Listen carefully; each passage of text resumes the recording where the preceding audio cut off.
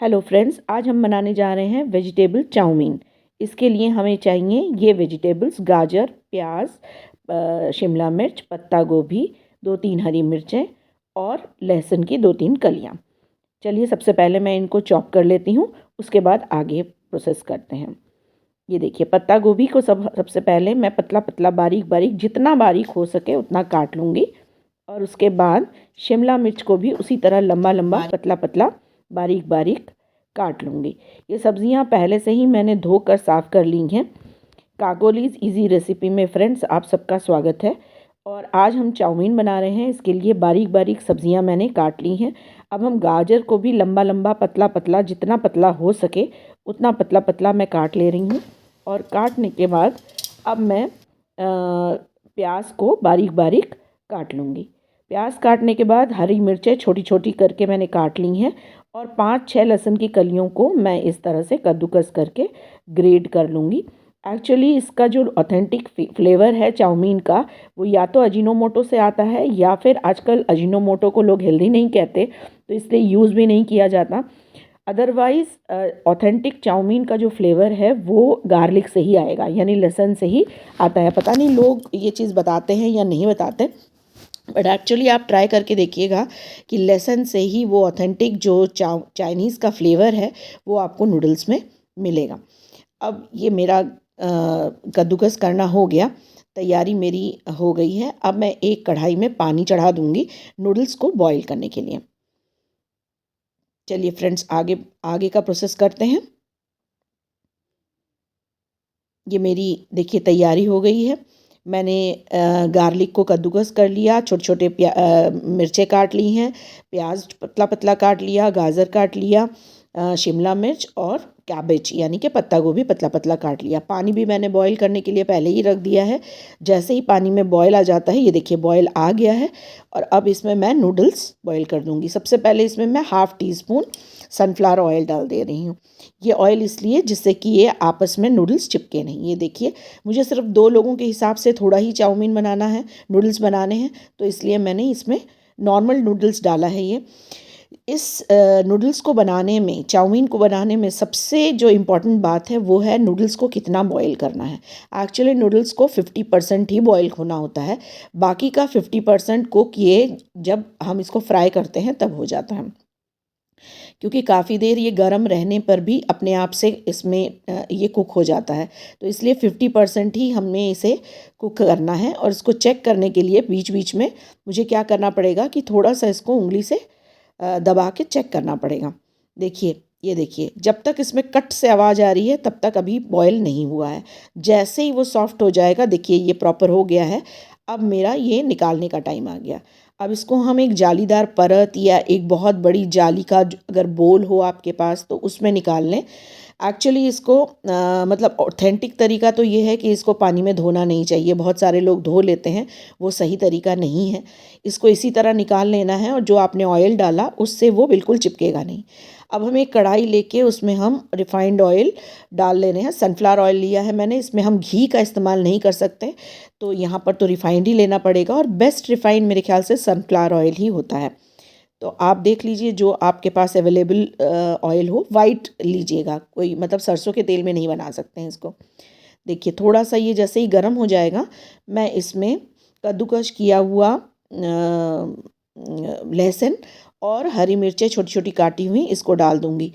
Actually सारा का सारा फ्लेवर जो है वो इसी समय आना होता है। ये जो हम लहसुन को भूनेंगे हरी मिर्च के साथ, ये पूरा ऑथेंटिक चाइनीज़ फ्लेवर आपको इसी से मिलेगा। जैसे पूरे कमरे में आपके महक जाएगा, बिल्कुल आपको लगेगा कि चाइनीज़ बना है घर में। तो इसको हम हल्का सा भून लेंगे। जैसे ही ये हल्का सा कलर चेंज करने लगेगा, गोल्डन सा होने लगेगा, तब मैं इसमें एक एक करके सारी सब्जियां डाल दूँगी। अब मैं सबसे पहले गाजर डालूँगी क्योंकि गाजर को कुक होने में थोड़ा समय लगता है। लेकिन देखिए फ्रेंड्स, चाउमीन में जो सब्जियां पड़ती हैं उसको बहुत ज़्यादा कुक नहीं करना होता है। ये हमेशा 80% ही कुक की जाती हैं। तो जैसे ही 2-3 सेकंड के लिए गाजर कुक हो जाएगा, मैं इसमें शिमला मिर्च और प्याज डाल दूँगी। उसको भी हम साथ में अच्छे से कुक कर लेंगे। और नमक तो इसमें बिल्कुल डालना ही नहीं है। अगर हमने नमक डाल दिया तो सारी सब्जियां पानी छोड़ देंगी और उसके बाद एकदम मतलब बहुत ही ज़्यादा गल जाएगा, सब्जी में कोई क्रंचीनेस नहीं रह जाएगी। चाउमीन में वेजिटेबल्स का क्रंची होना बहुत ही इम्पॉर्टेंट होता है, तभी उसका फ्लेवर आपको अच्छे से मिलेगा और टेस्ट अच्छा आएगा। अब मैं इसमें जैसे ही ये थोड़ा सा 2-3 सेकंड और हो जाएगा, देखिए हो गया है। अब मैं इसमें कैबेज मिला दूँगी और कैबेज मिलाने के बाद बस हमें वेट नहीं करना है, 2-3 सेकंड के अंदर ही हमें उसमें सारे सॉसेस मिला देने हैं। अगर आप अजीनोमोटो डाल रहे हैं तो इसी समय आपको, इसी स्टेज पे आपको अजीनोमोटो डालना है। और अगर आप नमक डालना चाह रहे हैं, अजीनोमोटो नहीं यूज़ करना चाहते हैं, तो नमक आप तब डालेंगे जब नूडल्स डलेगा, नूडल्स के बाद ही आप नमक डालिएगा। मैं इसमें अजीनोमोटो डालूँगी तो बहुत ही कम, हाफ़ टी स्पून के करीब मैं इसमें अजीनोमोटो डाल रही हूँ। ये देखिए, अभी मैं इसमें अजीनोमोटो डाल देती हूँ, हाफ़ टी स्पून है ये। अब मैं इसको थोड़ा सा कुक कर लूँगी 2-3 सेकंड के लिए बस। इस स्टेज में मुझे इसमें मिला देना है सॉस। क्योंकि हमारे नूडल्स की क्वांटिटी बहुत कम है, तो मैं सिर्फ हाफ़ टी स्पून इस पे सोया सॉस मिलाऊंगी। सोया सॉस का बड़ा ही इम्पॉर्टेंट रोल होता है चाइनीज़ में। तो हाफ़ टी स्पून मैं इसमें सोया सॉस मिलाऊंगी अकॉर्डिंग टू आर क्वांटिटी। अब इसके बाद मुझे मिलाना है 1 टीस्पून चिली सॉस। जो भी सोया सॉस आपने मिलाया है उससे थोड़ी क्वांटिटी में बढ़ाकर चिली सॉस मिला लीजिए। अब इसके बाद चूँकि क्वांटिटी कम है, तो मैं हाफ़ टी स्पून इसमें मिलाऊंगी विनेगर। वाइट विनेगर यूज़ कर रही हूँ। नॉर्मली इसमें वाइट विनेगर ही यूज़ किया जाता है। इससे ज़्यादा अगर आप डाल देंगे विनेगर तो ज़्यादा खट्टा हो जाएगा, फिर आपको नूडल्स का टेस्ट अच्छा नहीं लगेगा। अब इसको 2-3 सेकंड के लिए मैं अच्छे से मिक्स कर लूँगी सारे सॉसेस को इसके साथ, वेजिटेबल्स के साथ। और फिर इसमें मुझे नूडल्स डालना है। इस स्टेज में हमें चेक करना है जो नूडल्स कितना, आपका कितना फ्लोई है, एकदम चिपका नहीं है, ये सबसे इम्पॉर्टेंट होता है। देखिए, मैंने गर्म पानी से निकाल कर नूडल्स इसी जाली में रख दिया था और ये देखिए बिल्कुल फ्लोई है, बिल्कुल चिपका नहीं है, क्योंकि पानी में हमने ऑयल डाला हुआ था। तो इस स्टेज पे आपको नूडल्स इसमें मिला देना है।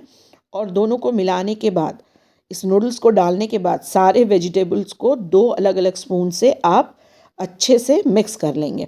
मतलब इसको बिल्कुल टॉस करने जैसा करना है कि अच्छे से आप मिक्स कर लेंगे।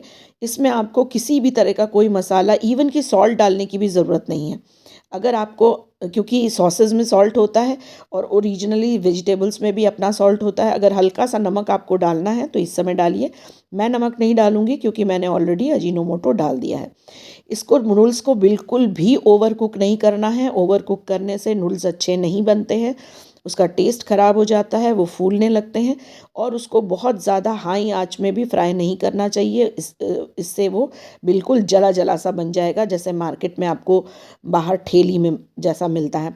और ऑथेंटिक नूडल्स में आपका टमाटो सॉस बिल्कुल नहीं जाता है, तो टमाटो सॉस मत डालिए, क्योंकि फिर वो ऑथेंटिक टेस्ट आपको नूडल्स का नहीं मिलेगा।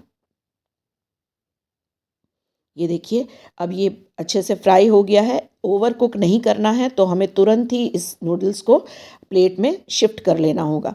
तो मैं इसको ट्रांसफ़र कर ले रही हूँ, क्योंकि अगर मैं उसी बर्तन में रहने दूँगी तो वो ओवर कुक हो जाएगा।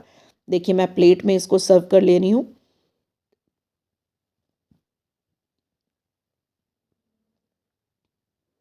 इससे ज़्यादा नूडल्स को पकाना, अब देखिए 50% वो बॉयल होते समय पक गया था और बाकी का 40% फ्राई करते समय पक जाता है।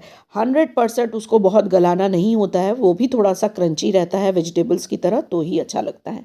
बहुत ज़्यादा एकदम जैसे लिबलिबा सा या लुगदा सा हो जाए, वैसा बिल्कुल भी नूडल्स अच्छा नहीं लगता। ये देखिए, नूडल्स बन के तैयार हो गया। वेजिटेबल नूडल्स हैं ये।